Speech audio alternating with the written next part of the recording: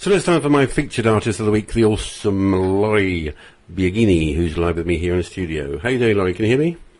I can hear you fine, thanks. Have I pronounced your name correctly there? It's actually Biagini. Biagini. Yeah, okay. It's Italian. Right. Okay. And you're in Canada. Yes, I am. Vancouver, BC, on the west coast. So how long have you been in the music business? Well, I actually wrote my first song in 2006, so I haven't been here that long, but Okay. I've been playing piano since I was age 5, so. And are you playing gigs around Canada or just a certain area?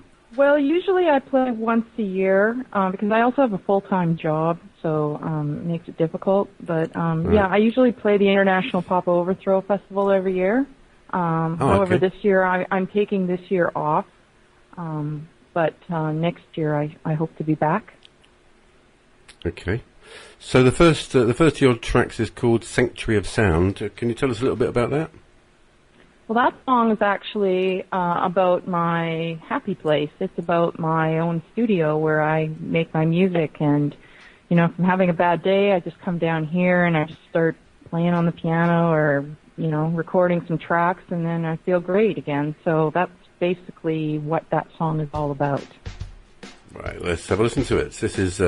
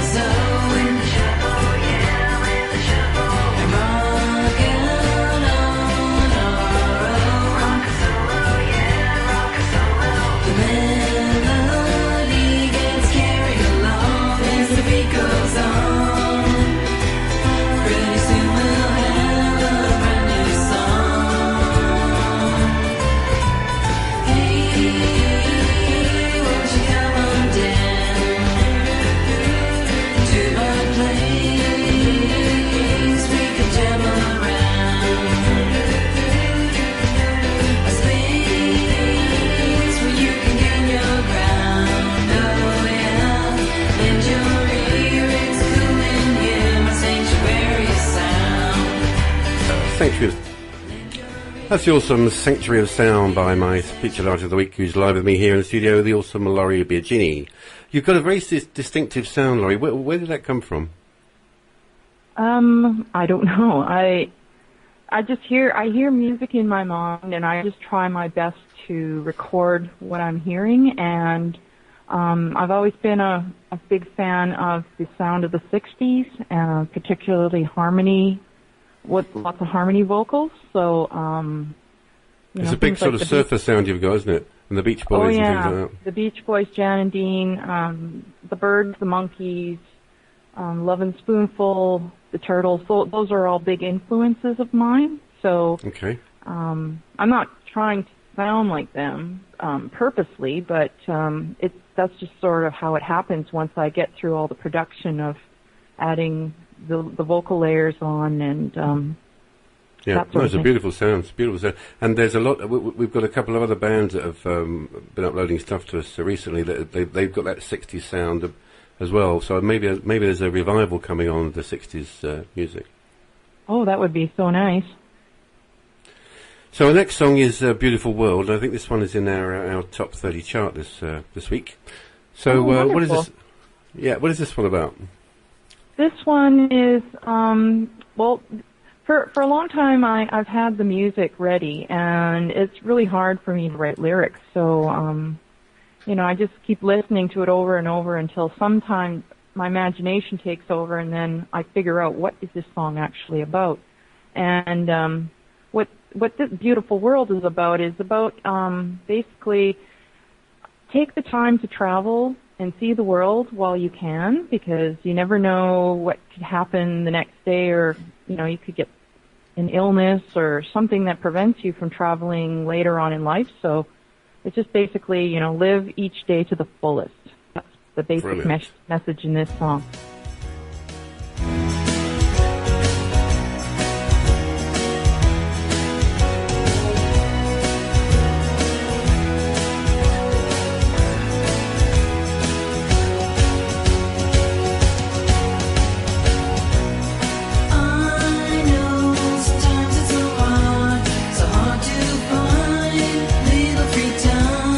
Chance to fly and pass you by.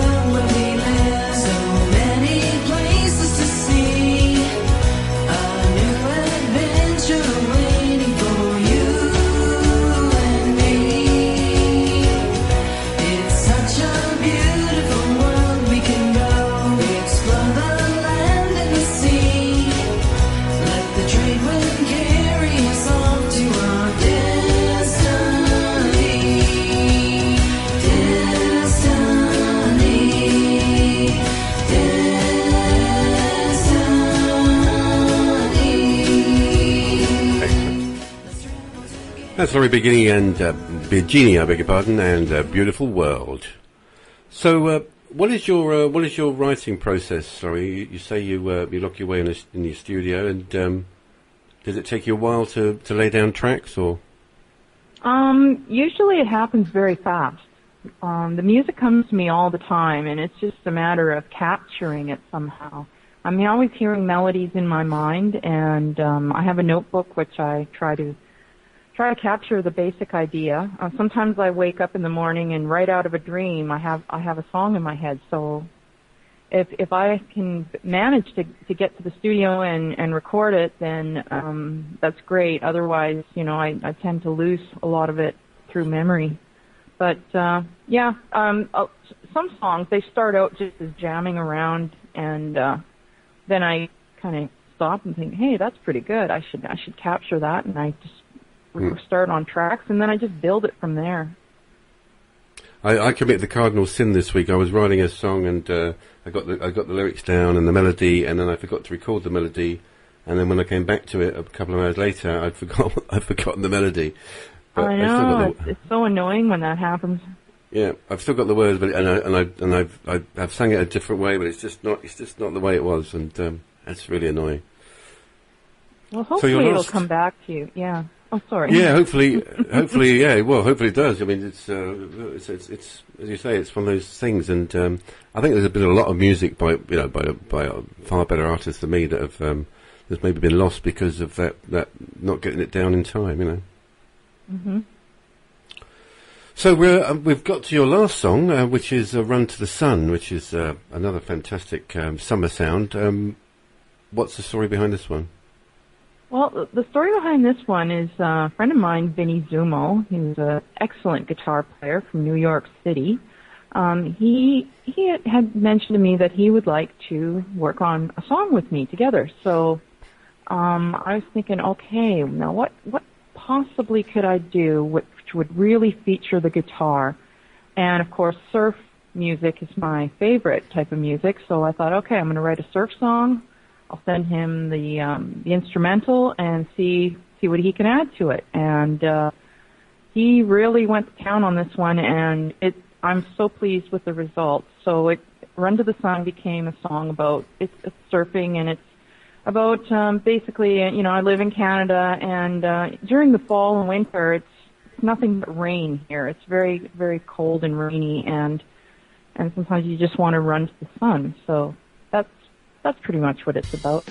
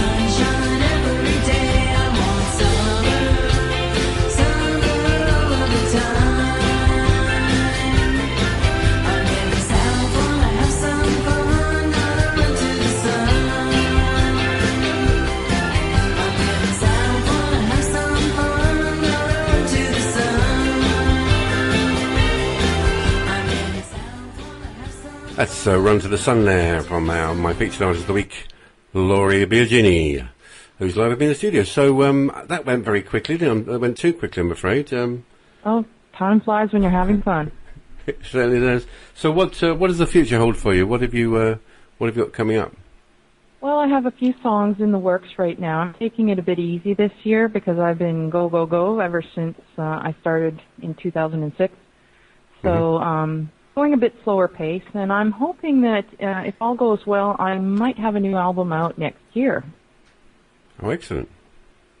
Well, we're all looking forward to that, and thank you for coming on the show. It's been wonderful having you here.